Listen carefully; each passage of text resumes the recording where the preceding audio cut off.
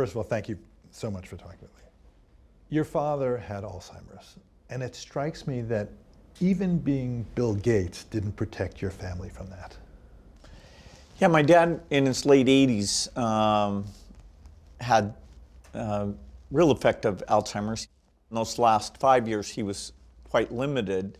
He was lucky enough to have 24-hour care, but there was no medicine, nothing that could bring his cognition back.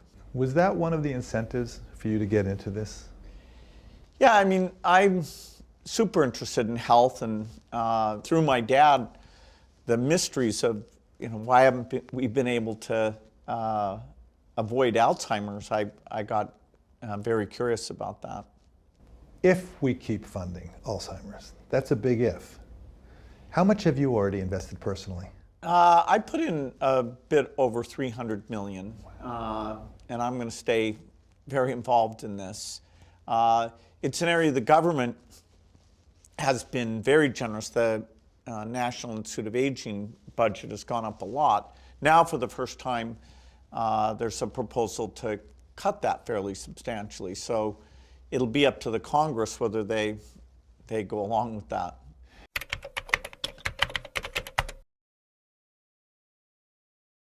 Have you spoken to either the president or to RFK Jr. specifically about this, about the philosophy of the investment?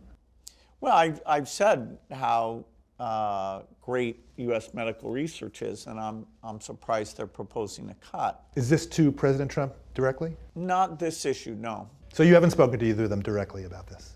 Or Not to President Trump on this issue, no. How about RFK Jr.?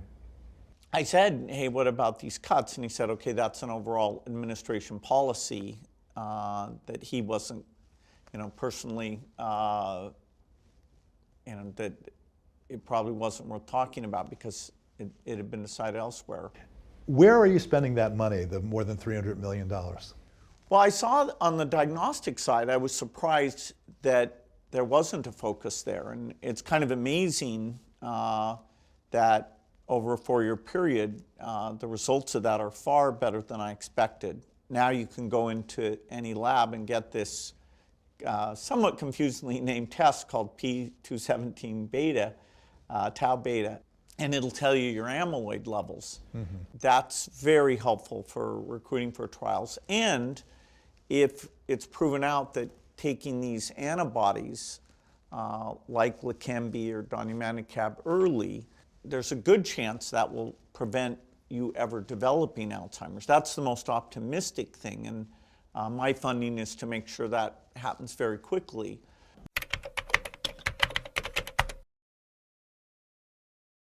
Where does AI come in? Well, AI is going to impact everything we do. We're just at the beginning of AI accelerating drug discovery. The biology of the brain is so complex that AI's ability to take large amounts of data and find meaning in that data means that this research is going to go a lot faster. That increases my view that over the next 5 to 10 years, we'll come up with tools so that this looming cost and tragedy can largely be avoided. Can you imagine a time when patients come in, part of the routine physical examination and evaluation, they get a blood test to see if they're at increased risk for Alzheimer's? Yeah, for the broad population, probably once you turn 60 or so, that should be part of the routine blood test. It's a fairly inexpensive test. And so if these tools prove to work and we get the side effect level down, then it would become routine that if you test high for the amyloid in your blood, then you'd be insured to get those clearing drugs. And so for a period of years, ideally with self-injection, but worst case going in for infusion, that would prevent you from developing Alzheimer's. So there's a few steps yet to come together here. But the dilemma we had where people were never diagnosed with Alzheimer's because we had no good tools, which meant it was hard to recruit people for Alzheimer's trials. And some of these very expensive trials failed And I was worried pharma would kind of abandon this area. Fortunately, a number of companies stayed in, and now if things develop well, they'll be rewarded for taking the gigantic risk.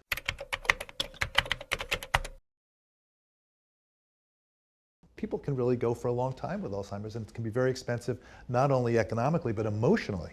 Oh, the care costs, which are, of course, are not the only negative thing, but the care costs alone are hundreds of billions.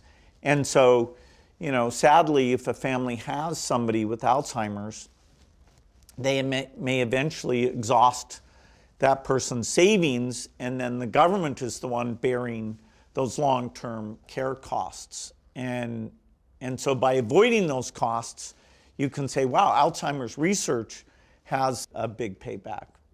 You mentioned the effect on families. Can you talk about the effect on you personally when your dad had Alzheimer's, especially those last years? He was such a brilliant person. You've talked about that. Yeah, my dad was quite amazing. A great lawyer, very involved in the community. He was on the board of a company, and I said to him, Dad, you probably should resign from that board. And he said, no, I think I'm doing fine. I said, no, I think you have a great reputation, Dad. You shouldn't put that at risk. And he went to the board and said, look, sometimes my son is right, and he says I should resign, so I think I'm gonna resign. Which at that stage was, pretty clear cut that, reading a 10Q, 10K, it was not, the disease had taken away the brilliance he had at doing things like that. So, you always have to laugh about, but it was sad to see a man of such dignity and thoughtfulness, go downhill. Because he grew up in the Depression, there was a period where he was just so worried, did he have enough money? And he had, through his own work and through some Microsoft, he had lots of money, but he would call my sister many times a week saying, do I have enough money? Sure. Then, sadly, we got to the point where money became too abstract, and so that no longer was an obsession for him. It sounds, though, that he still had the silhouette of a sense of humor to say, well, sometimes my son is right. Yeah, no, he did better than your average Alzheimer patient, and still, maintaining very friendly.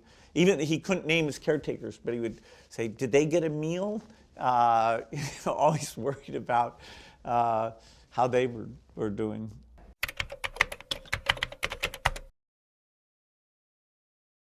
As you've taken this journey, has there been something that's especially surprised you? It's amazing that we're living in this golden age of medicine, whether it's HIV or malaria or Alzheimer's.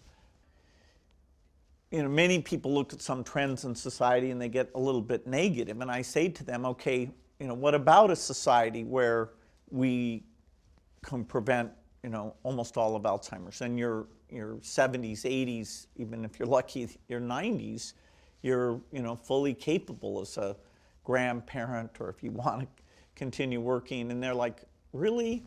They're a little skeptical that something like that is happening. So to be born at this time period, and to be lucky enough to have resources that I can back these researchers, I can find something that the pharma money and the government money is not doing.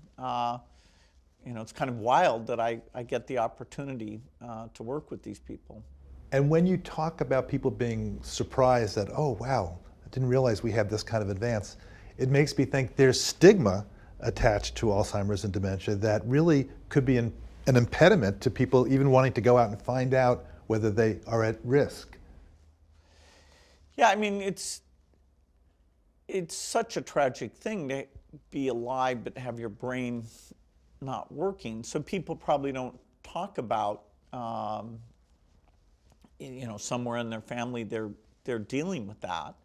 And it could take a little longer than 5 or 10 years. But wow, we are on the path to having tools of intervention.